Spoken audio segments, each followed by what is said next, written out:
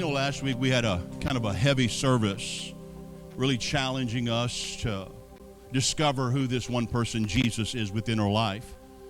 Also, when we understand Christ, picking up our cross, denying ourselves and following him daily becomes a part of our life. I was thinking about this service today and thinking about some stories that could connect. Anybody ever like people who have some confidence? Anybody been around some people, when you look in their eyes, they're confident about life, about circumstances, despite what they're going through? This story, and I've not done this, I think, in the history of Remarkable, where I shared on different movies. I've shared the last probably 6 weeks about this movie and that movie and that movie. They're probably thinking, Pastor's just watching movies all day. But there's this one movie that I watched, and it's a true story, which, again, that's one of my favorite things. I love true stories. And there's this gentleman, again, at a very young age, he had this dream to go to the NFL. A lot of kids, sports and whatnot, we might think about it. But this young boy was really impregnated. He really believed it was actually possible. It was one of his God dreams. Again, he goes to school. He's a quarterback. Nothing's really fancy showing up in his life. He ends up going to college. When he's in college, he sits on the bench. Come on, sounds like NFL material to me, right? For 3 years, he's sitting on the bench. Finally, as a senior in college, he gets his start. He does some very impressive things. The problem is he's in a mediocre college. No scouts really looking for him, nothing phenomenal. He isn't really standing out. But he's doing something. He still has this God dream. Nobody, he's not first round, second round, 30th round draft pick. He does manage to get a tryout for the Green Bay Packers, which is still pretty good. He's in tryout. He doesn't even make the cut, doesn't even last very long. They cut him, and he's back to ground zero. Now, talking about, having dreams and your dreams being smashed. Here's your opportunity, and you didn't make the cut. He ends up going and working at a grocery store, making $5.50 an hour. Not throwing passes, grabbing a mop, 2 a.m. in the morning. He's cleaning this grocery store, but he still has this God dream, the possibility. He's a young 23-year-old. He falls in love with a lady who, again, it's not a woman normally you want to bring home to your mama. She was a divorcee. She had 2 kids already. One was blind and had some brain damage that took place at birth. But he falls in love with this lady as a 23-year-old, doesn't have no money, doesn't really look like he has a future, doesn't look like things are panning out in his life, but he loves this lady. He marries her. He adopts those 2 kids. A few years later, again, her parents die in a tornado accident. Talk about setback after setback after setback. Anybody ever had seasons like that or moments in your life? It feels like, man, you got these dreams, you got these passions, and it's just like, obstacle after obstacle and, situation causing you to just want to give up. And I love the tenacity of this young man because despite these setbacks, he's still dreaming. He's still believing. Somebody comes up and offers him to play in arena football. It's kind of, mediocre. And he's out there playing for a few years. He's not making big bucks, but he's doing his thing. He gets an opportunity to, again, try out for the Chicago Bears. He's excited. He goes on his honeymoon. He gets bit by some insect on his honeymoon in Jamaica. His throwing arm swells up like a grapefruit, and he can't even throw. So the Bears dismiss him, and he loses opportunity again. Talk about setback here. You're thinking, man, this is the big break. This is the moment, and it's still another setback, another missed opportunity. And again, but he continues to believe, and then all of a sudden the Rams give him an opportunity to try out. He goes out and tries out, and doesn't look like it was his best game, and even tells the scout, I'm sorry, today wasn't my best game. If you just give me another try, I promise I'll do better. The scout says, it looks good. They actually draft him, or they actually sign him up for the Rams, but they send him off to Europe to play for the NFL there.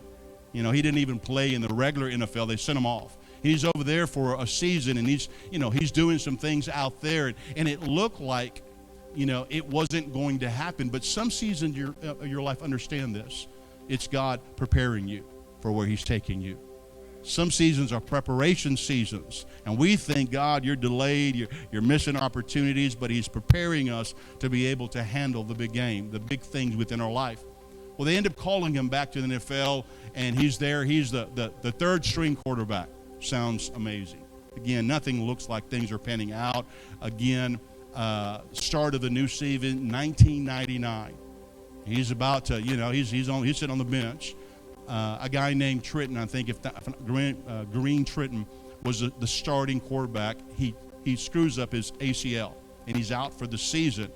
And all of a sudden, they're wondering who's going to be the new quarterback for the Rams.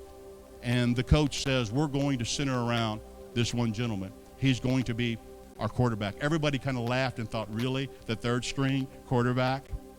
1999, they go to the Super Bowl, and they win the Super Bowl against the Titans.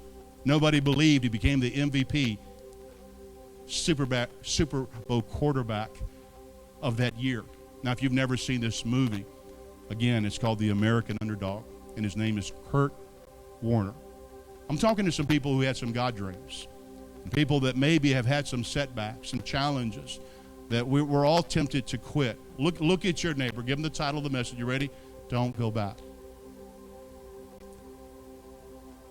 And I think all of us at some time in our life, we've had something that we've been impregnated with, and sometimes life says it will never happen.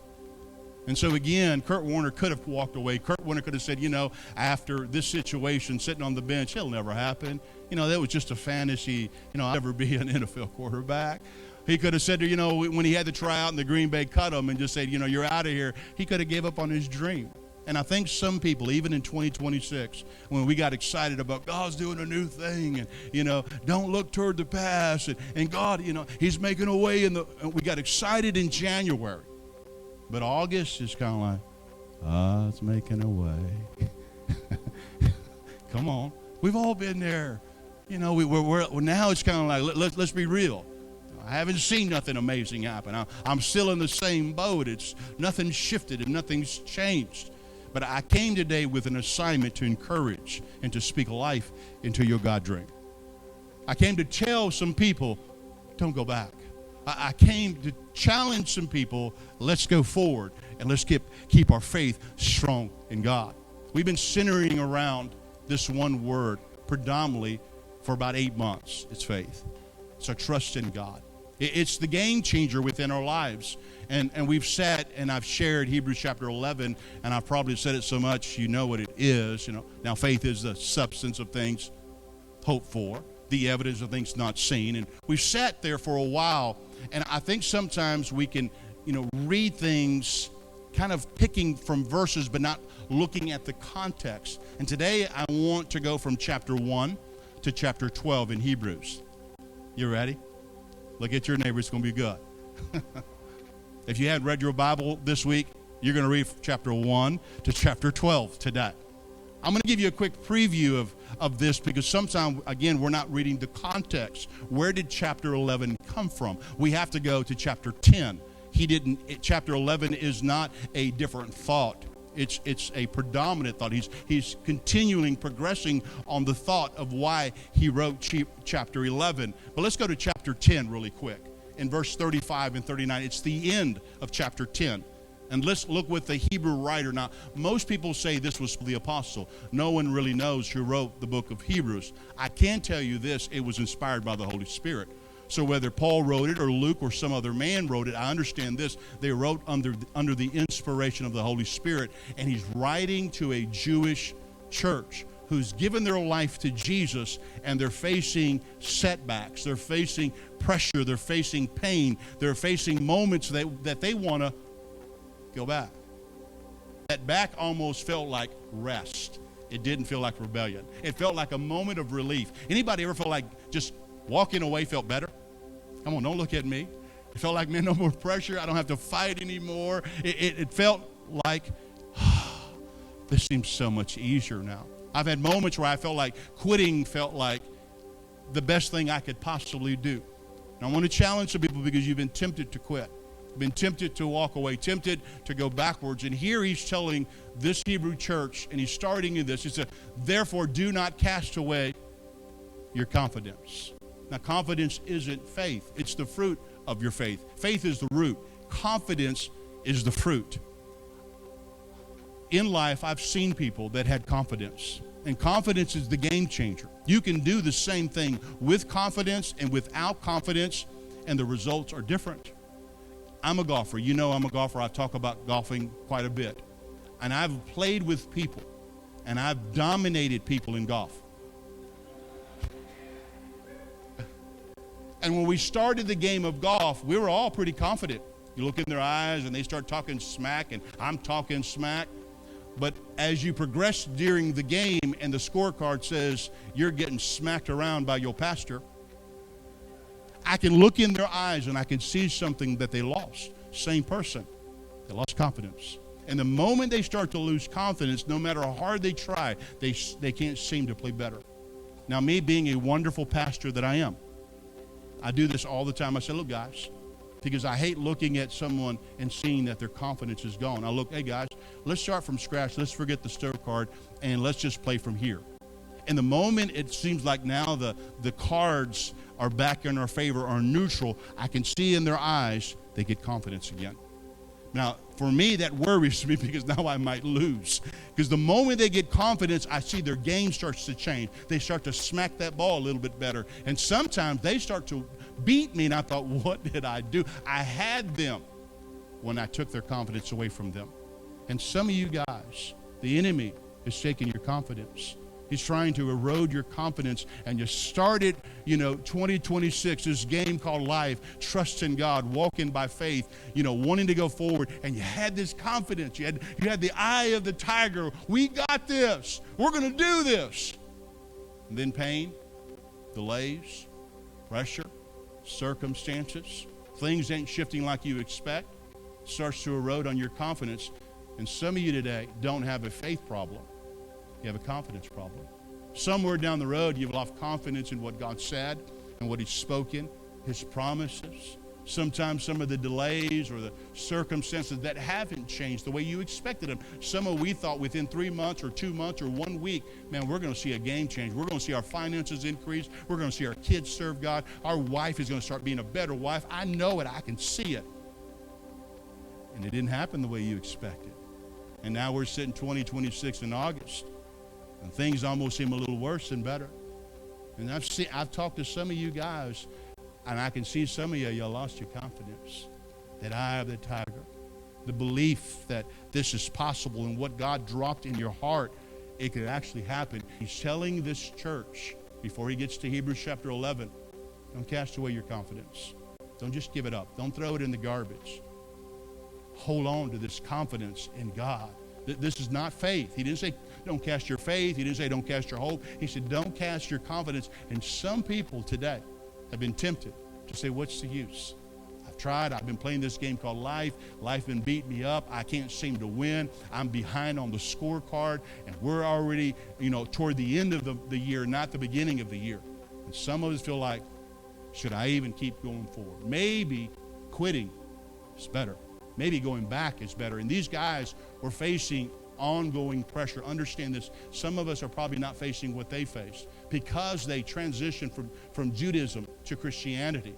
They were facing great persecution. They were facing, they were losing their homes. Some were going to prison. Now, I don't know about you, but I've never lost my home because I gave my life to Christ. I'm not going to prison today because I'm a believer. These guys were facing this pressure. Some of the families abandoned them. They couldn't just socialize. It was a very difficult season.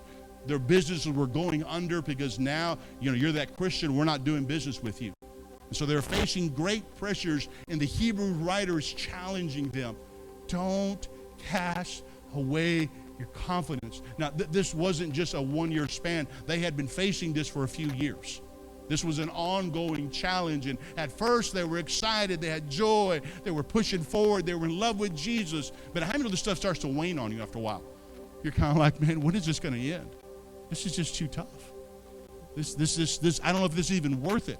I've had this, and I've been walking with God for 33 years, and I've talked to individuals, and I've heard them say this phrase, man, before I started serving Jesus, things were better. And I'm thinking, did you forget your addiction? Did you forget how depressed you were? Did you forget how suicidal you were? Did you forget how bad things? It's like we don't remember how bad it was. We think about the good things. That's what the people in the wilderness did when they were brought out of Egypt. Numbers chapter 11:5 says they start thinking about the onions, which I don't ever think about onions. The leeks, the melons. They start thinking about some of the food they were eating. They forgot the whips. They forgot the slavery. They forgot the oppression. They forgot those things. The enemy doesn't paint those pictures. He wants to remind you sometimes of the good old days. And some of those good old days were filled with a lot of devil old days. Weren't so good. Weren't everything you expect. It's the temptation to go backwards. And sometimes he says backwards is better. I want you to write these three words if you're taking notes. Forward, faithful, focused. Forward, faithful, focused. If we're going to do this thing of trusting the God dreams he places up on the inside and finish our race, we're going to need to go forward. You can't accomplish the God dreams in your life thinking about going backwards, and what you rehearse long enough, you'll return to. Some of us have been rehearsing the good old days. This is why we return to those things. I don't want to rehearse that. I want to keep my mindset going forward. No, God said that's the plan. That's the agenda. There is no going backward for me. Quitting is not an option for the Alafa family. Quitting is not an option for the Remarkable family. Quitting is not, we are not going back.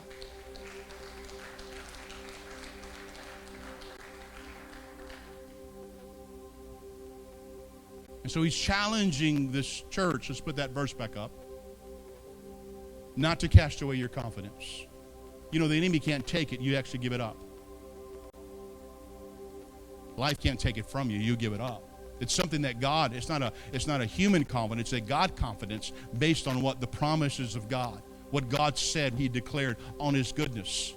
And see, here's the thing, the word confidence, it means boldness of speech. I want to ask you a question. How's your conversation been lately? How's your conversation been lately? This is how you know your confidence, you're at the verge of casting it away. You're not as bold as you used to be. You don't speak like you used to speak. You don't speak out your God dreams. You don't declare those things. You don't speak the things that are not like they are. You don't speak big. You start speaking small. We sat the last few weeks talking about thinking, praying bigger, thinking bigger, seeing bigger. That was not coincidental. This is God setting up. He wants us to get our confidence. And so this word confidence is boldness of speech. And we've all seen moments that we've been very confident, and we've all had moments that we've lost our confidence. I want to ask you, how's your conversation been lately? Has it been bold? And if it's not, we need to stir our confidence back. We got to remind ourselves there's some things that we have to do. It's these pressures and the pain and the delays that sometimes rob us of the confidence that we need to accomplish the goals we have. And I think about Kurt Warner. He was a believer. He could have gave up a multitude of times. He could have thrown in the towel and said, this is worthless. This is not even worth. I might be just a grocery worker for the rest of my life. But he didn't. He didn't let that stop him. He kept pushing. He kept believing. He kept trusting, and the opportunity showed up. In 1999, his whole life changed. 2017, his name is inducted into the Hall of Fame. How did the grocery worker, the one that the college, scouts didn't even look for, he wasn't drafted number 1 or 30. How did he end up in the Hall of Fame? Because he simply wouldn't quit. I want to challenge you, because maybe you need to hang around some people that just refuse to quit. That life can hand them lemons, and they do make lemonade. They turn the circumstance around. And you're going to do this because of this confidence that God gives us, but it's based on what? Where's this drawn from? On the promises of God, what he declared, what he said, and he's challenging. Do not cast away your confidence. Listen, which has, say it with me, if you cast it away, you don't see the rewards that come from it. He might have got stuck at that grocery store the rest of his life. He could have let the thoughts of saying, come on, that's all a fantasy. How many kids dream of going to the NFL and never make it? It's just a fantasy. It's fictitious. Let's just get real. This is your lot in life. And some of us, we've settled for second best. We settle for something natural, and we haven't stepped into what God has really had for us, because life sometimes hands you pressure. Satan hands you lies, and sometimes we've fallen for it. And I came to talk to some people. Don't cast it away, which has great reward. Listen, let's continue to read. For you have need of endurance. Some of us don't have a faith problem. Some of us have a confidence problem, and we have an endurance problem. One of the big challenges when God puts something on the inside is sometimes we think it's going to happen tomorrow. And I've seen some things that God puts on the inside that it doesn't happen for 50 years. This is my thought. God, why even tell me? Why even tell me? Why not tell me, 6 months before it happens? I mean, why tell me, 50 years in advance, or 20 years or 10 years? Why tell me? Let me give you one of the reasons. Because God needs you to prepare. Before I came out here as a pastor, God put in my heart, Robert, I've called you to be a pastor. Now, honestly, I never really wanted to be a pastor, honestly. I'd help any person, any other pastor. I'll do whatever. I'm here in the kingdom. If you need me, you got me. I didn't want to be the senior pastor. But he told me this in advance for this reason. Robert, prepare. I have something for you. And some of us, we're missing the time period, and we're not taking the time to use that as an opportunity to prepare. He might put a business up on the inside, but none of it a book on business. We're waiting for opportunities, but God is trying to prepare him. This is why this guy, Kurt Runner, he went to arena football. It was all preparation. Then he went to Europe and he played for the NFL there. It was kind of second class, but it was all preparation. We miss the opportunities that he have, and we don't realize the delays are the opportunities for us to grow. Can I tell you this? The closer it got to me stepping out to be a senior pastor, the more I would hear, Robert, prepare. Robert, prepare. Robert, prepare. And then I came to Edinburgh, Texas, 1996. Won the Super Bowl champion, 1997. Now, I remember coming to the Valley in 1996, and it was very tough. And I heard this in my heart, Robert, now you understand why I told you to prepare. The pressures are stronger. You think the pressures are hard when you're not in your God dream. Try stepping into the God dream. Do you think when they put him as the head, quarterback, the pressures are going to be less? He had to be able to handle the pressures of throwing the football, the criticism, the stands of people, the naysayers in their life said, really, Kurt Warner, you're going to lose. It's going to be a flop. This year's over. He had to hear all the criticism and still dared to believe, no, God has called me. He wouldn't have won. We often think the delays is God saying he's withholding. No, those are the seasons he's preparing something in you, in me. We don't often see it, so you want to be thankful when God delays the process because he's working something on the inside of you. Some of us are not ready for the NFL. I know you can throw a ball in the backyard, but you ain't ready for the NFL. But every time we're out there practicing and we're doing our thing, trusting the promise of God, we're preparing for what God has for us. Trust the season you're in. We're always saying, God, hurry up. And God says, I want to do this, but I can't. We often think about Joseph when he had a dream at a young age. It looked far-fetched. He told his family began to hate him for it. 13 years of difficulties. What was that? Preparation seasons. For one day that he would step into the palace, be the second man in command, and God would use him to be a great deliverer. We often don't see those seasons as preparation, and here he's challenging. You need two things. You need this. God can't, don't push it away. But you also need this endurance. You got to be able to run this race and not give up and not quit. Don't get fatigued. We've all had this time where we feel like we need that second wind. We're huffing and puffing. We need endurance. We need this perseverance. I'm not going back. Before I gave my life to God, I was pretty much a big-time goer-backer. It's not good English, but I was a quitter. I'd quit on everything. If it got tough, got difficult, I quit. It felt easier. It felt like, relief. It didn't feel like one day I would regret certain things. Now I look back in my high school years. I look back, in my young, I look back at different seasons, and I have some regrets. I do, because I quit. I thought it was rest and relief, but it wasn't. It was opportunities that sometimes the enemy, circumstances and situations said, this is better. Back is better. Quitting is better. What's the use? Why even fight? This is why the Bible said, fight the good fight of faith. We're supposed to fight. You're supposed to have this confidence. We got to have this confidence, but we also need to have the second wind, because it can take longer than what you think. The problem is when we start putting certain expectations and we think it's going to happen in a week or it's going to happen in a month. When I came out here, this is what I thought. Man, within 5 years, we're going to be at thousands of people. And in 5 years, we're at about 80. You know what that did to my expectation? I look at my wife, I thought, man, what am I missing it? And I didn't realize God was still preparing me. I had these expectations that I put a timeline, not God. I put the timeline. I think by this time I should be married. By this time I should be making this much money. By this time this ministry should be here. And because of that, when those expectations didn't, show up the way I anticipated, it began to rob me of my confidence. Well, maybe you're not that good of a preacher. Maybe, you don't have what it takes. Anybody have those conversations? Sometimes you speak to yourself, that you start to have self-doubts on the inside. We all have that. These are these man-made expectations. Instead of saying, God, I don't know when, I just know trust in you, and I have the confidence and I have the endurance to see this thing through. Whether it takes 1 week or 50 years, it makes no difference to me. I'm not going back. I trust the process. I know you're good, and I know you have something, and I know if I don't quit, I'll see God. So that after you have done the will of God, you may receive the promise. Let's continue.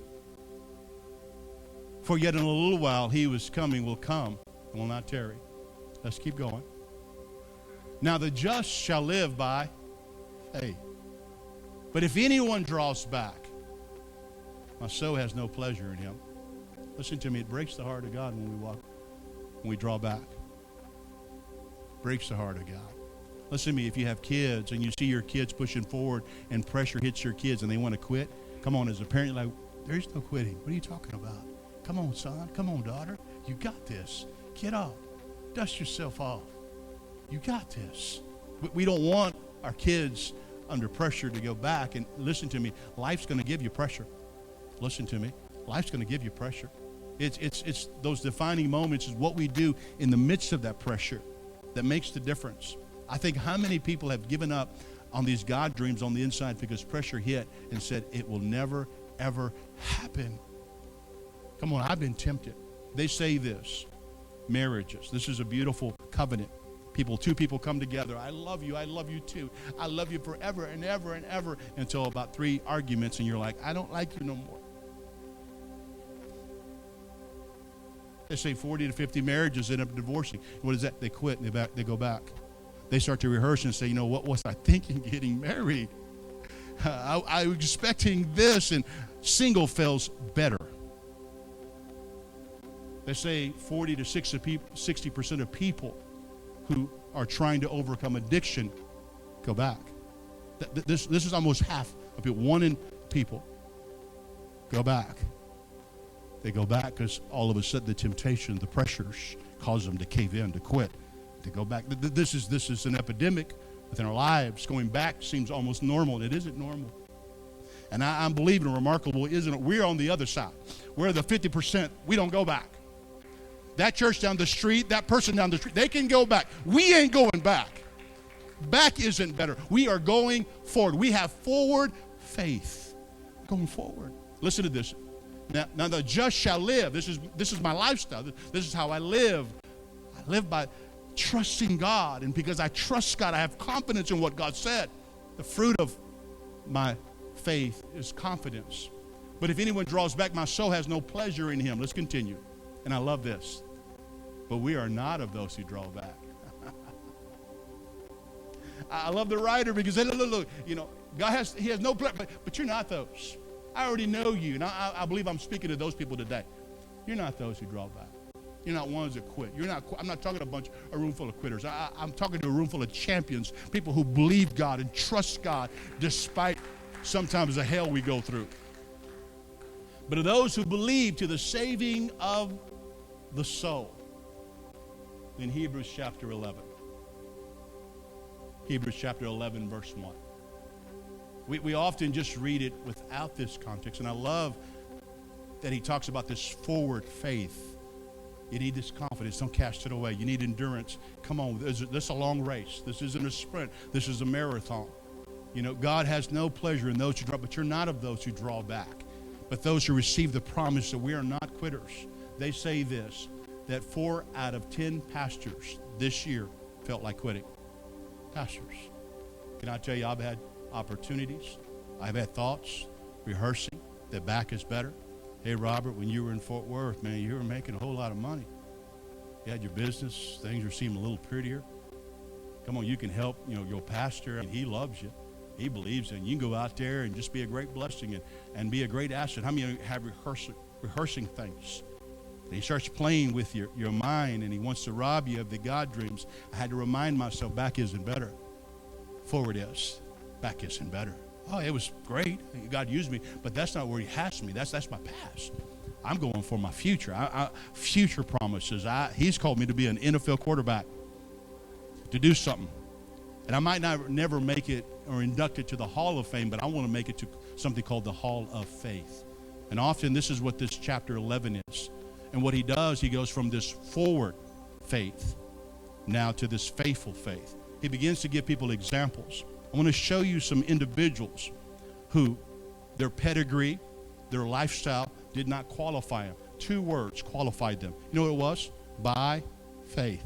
They did this. It wasn't by talent. It wasn't by pedigree. It wasn't by charisma. It was simply they did this, and they accomplished the God dreams within their life because they had these 2 words. They did by faith. And if you look at the individuals, they weren't a bunch of amazing people. They were prostitutes, murderers. Some people even said they were cowards, liars. I mean, these are the people on the list. And the only difference that separated them wasn't their past or there's something special. It was simply they believed God. They simply said, I trust you. I'm willing to walk after you. You think about, the first individual he mentions is a man named Abel. And the Bible said by faith, he offered a better sacrifice than his brother Cain. And Cain got upset and killed him. He didn't live very long. His faith assignment was very small. But he had this faith assignment. He wanted to honor God with what he had. He offered God his first fruits. And today the Bible said his offering still speaks today. It still declares. Do you know your giving and your heart still declares, they trust me, they believe me, they honor me. They don't trust their jobs, themselves, their occupation. They trust me. And we do that when we demonstrate this one act of offering God our best and offering our first. Abel was that individual. He wasn't special. He just simply trusted God. It goes on. It was almost like chronological. He begins to mention different individuals who lived by faith, like Abraham and Moses and Sarah. And you think about Moses. He lived by faith, and he was challenged to go back to a place to set people free. Now, we understand that he murdered an individual. He felt very disqualified, but God used him to do some extraordinary things in his life. And it wasn't because he was special. Actually, he had a stuttering problem. And God used him to stand before a king to say a few things. Let my people go. And he went back with a stick in his hand. And in that stick, God did some miraculous things like plagues and parting Red Seas and miracles from an ordinary man and a stick. But he had this one statement. He did it by faith. Again, you think about Sarah and Noah. Think about Noah. God shows up and gives him a faith assignment. Build a boat. Imagine if you interviewed Noah. Hey, Noah, what you up to lately? Building a boat? It's a little sunny today. Why are you building a boat? It's going to rain. What's rain? Because back in the days, the water didn't come from up there. It came from the ground. 10 years passed by. Hey, Noah, what you doing today? Building a boat. Sounds real exciting. Sometimes following the plans of God can get a little boring. 50 years passed. Hey, Noah, what you doing? What do you think he said? Sometimes we want to be all over the place. Give me something with some pizzazz. And maybe you might be doing the same thing year after year, and it might get a little boring before you see the breakthrough. And this is our problem. Sometimes we don't stay the course because it gets a little boring. 90 years pass. Hey, Noah, what you doing? Building a boat. Aren't you doing something new, something fresh, something exciting? Nope. Just building a boat. Hey, Pastor, what you doing? Preaching on Sunday. 20 years have passed. Pastor, what you doing? Preaching on Sunday. Doesn't always sound exciting, and that's our problem because we lack the pizzazz. And sometimes God's faith assignments within your life can look a little boring, and all you're doing, it seems like, is building a boat. You talk to Abraham, where you going? He told me to leave. Where's that? I don't know. He didn't give me a map. Sounds a little boring. Sounds a little crazy. What about the prostitute Rahab? Rahab, what's going on? What you doing? I'm hiding spies. What else? Hiding spies. 2 of them. Are you sure that's it? That was it. This was her whole faith assignment, to hide 2 people. But it got her inducted into the Hall of Faith because she simply fulfilled an assignment. Now, she wasn't doing this to be a hero of faith. She was just simply trusting God in that moment, in that season of her life, to trust Him. Maybe your faith assignment is to build a boat. Can you do it faithfully for over 100 years? Well, I've been teaching the kids for 2.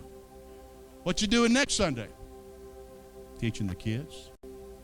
See, this is our problem. We often get bored with the God assignments in our life. We want to look for something flashy and something big. And some of these individuals within their God assignment or their faith assignment wasn't flashy. It actually looked a little boring. But it honored God, and they stayed the course, and they did what they were called to do. Now, we love the story about David. David was a shepherd boy, but God called him to be a king, and he faced the giant. But honestly, if giants really show up in your life, you might not be ready for them. Well, we get excited about giants, but if a 9-foot guy, 10-foot guy showed up in your life today and you got to take him out, some of us be looking for David. David, take him out. You might be happy with the boat. I'll just build the boat.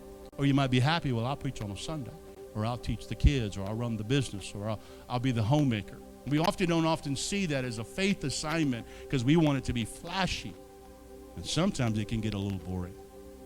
Listen to me, please understand some of the faith assignments. Sarah, you know what Sarah's faith assignment was?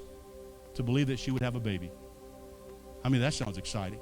This was not just normal childbearing. I want to have a child. This was a God dream that God placed on her, and she had to dare to believe for 25 years that she would have a baby. And this was her faith assignment for 20-something years. Sarah, just believe that you'll have a child because legacy is going to come from you. Now, if you went around and told people, this is my faith dream, this is my quarterback dream, this is my NFL stardom, for me to believe that I would just have a baby, that doesn't sound exciting. That doesn't carry the news very far. But in God's eyes, it was a great testimony. I want to go to Hebrews 11:2 real quick. I got to hurry. For by it, which is faith, the elders, you could say Sarah, Noah, Abraham, Moses, Abel, obtained a good testimony. She obtained a good testimony. And her whole faith assignment didn't look very glorious. Just believe me for a baby, Sarah. That's it. That's all I need you to do. And I want to challenge some people because sometimes in our head we think, God's going to send me to preach to people in auditoriums. And maybe that's for you. Maybe that is for you. You need to hold fast to that.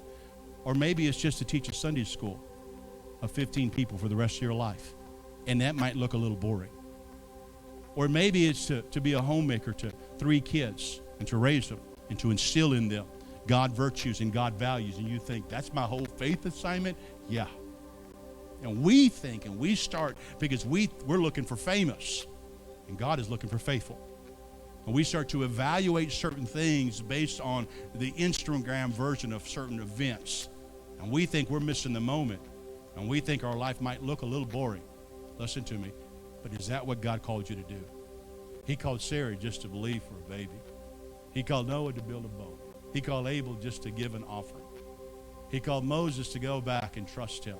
He goes on and he mentions different people who made it to the hall of faith. And this is faithful faith.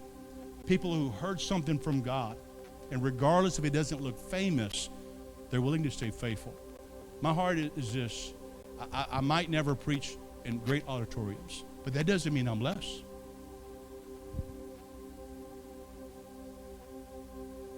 I might never make it into the Hall of Fame as the greatest preacher on planet Earth. That's okay. But I make it in chapter 11 as the Hall of Faith, that Robert Alafa Sr. held fast to his faith assignment. He had the confidence and the endurance to finish his race, whatever that is. And often I have my certain expectations, and I got to be careful. They're not man-made, but they're God-made. Now, I do believe God has called us to reach thousands of people. That I do. And I got to hold fast to that vision, that portion. That's what I believe he's called me to. And even though at season it might look a little boring, what you doing next Sunday? Preaching. What you doing next Sunday? Preaching. Sharing Jesus. Encouraging people. Challenging people. Talking about my Lord and Savior. For by it elders obtained a good report. Now I want to talk about the last one. It's in chapter 12. Chapter 12, verse 1. Chapter 12, verse 1. And he's continuing. He goes through this list of individuals who lived by faith. Some he named. And then he said there's others that he didn't even name. Didn't name them. Not because their names weren't important. It's because they still chose to live by faith, even though it meant some of them were tortured.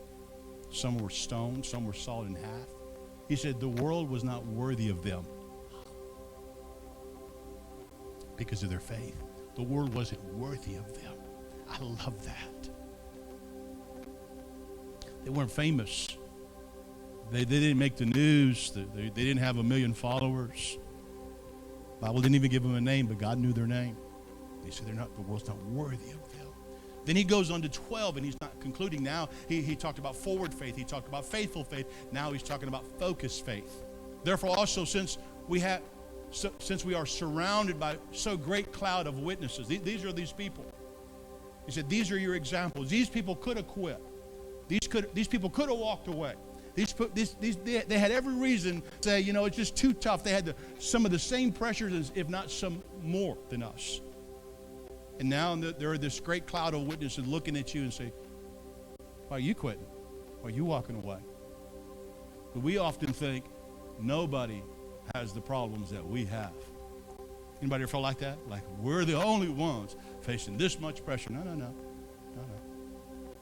I was talking to my son yesterday. And he was talking about a certain season in his life, and he was having a difficulty in his life. And he said he was starting to have a moment where he was getting a little discouraged, a little difficult moment. He said, and he was driving around and he saw a family, saw a man with 4 kids sleeping under a bridge. He thought, I thought I had it bad. Think about that situation. Now, I've got 4 kids, and I've had some moments where there was a lot of pressure, but I've never slept under a bridge. Now, I'm not saying maybe some of you have. But he said it brought perspective, because sometimes we think our problems are bad, or we got it tough, or you just don't understand how bad it is in my life. You just got to turn on the news sometimes and realize you really don't have it that bad in comparison. And he's trying to challenge us in this area that not only do we need to have forward faith, not only do we have faithful faith, we need to have focused faith. Understand people are looking at you saying, look, you got this. We went through this. And I want to start from chapter 1 to verse 9, chapter 9 that I didn't share. He spends the whole time saying we've got a better hope. We have better promises. We've got a better sacrifice. We got a better covenant. We got a better high priest. They did this under the shadows of their walk with God. We do it in light of his son. We have a better covenant than Abraham and Moses and Rahab and Abel. We got better promises. We got a better hope. We got a better high priest. They were able to withstand the pressures, and they didn't go back. when everything says it's taken too long, it's been delayed for years, and God promised, and it has showed up, so just quick. And it looked a little boring, but they didn't do this. Therefore, we also, since we are surrounded by so great a cloud of witness, listen to me, Abraham is cheering you on. I know what it is to follow God and not have a map and not knowing where I'm going. And people are saying, what you doing? I'm not sure, but I feel like God's telling me to go this direction. You talk to Sarah, says, I know what it is not to have a baby and to be ridiculed and say, where's your baby, Sarah? I know what that is. And to wait, 25 years and to be at a place at 90 and then have a baby. Talk to Noah and interview him. I know what it is to build a boat and people make fun of you. And it made no sense to build a boat. I'm not even a boat builder. And I did this for over 100 years. What's going on? Why are you building a boat? It hadn't rained today, Noah. I know what it is to start to contemplate, am I doing the right thing? Should I keep doing this? I'm not seeing any results. I just keep doing the same thing, and it's a little repetitious and a little boring. But he didn't quit.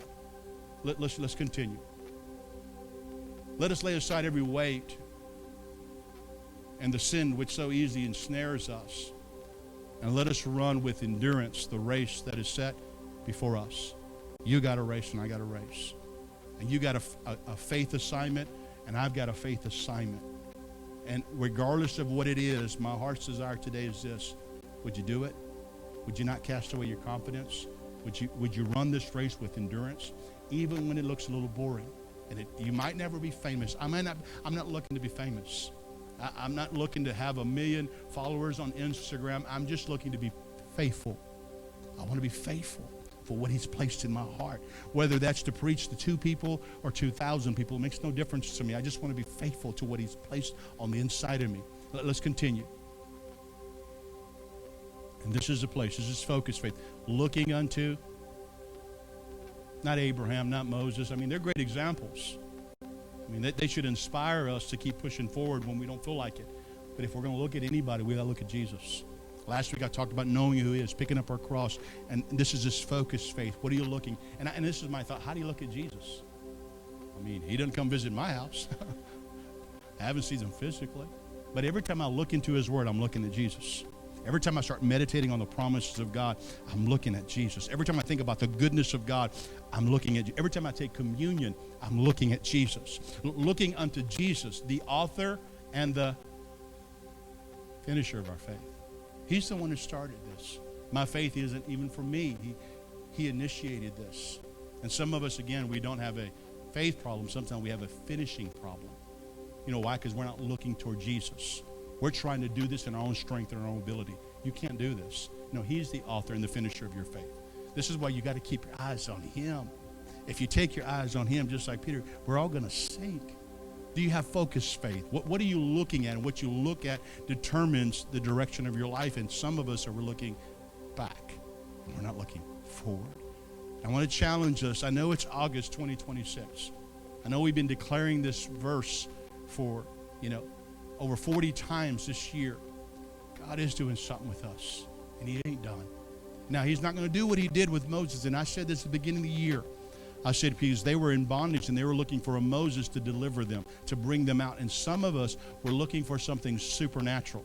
We're looking for a Moses that will part a Red Sea and understand what he did for them. He brought a pagan king with a pen who signed a document who set them free. Some of you, God's been doing some stuff that have been ordinary but supernatural. He's opened a door. He brought favor and promotion.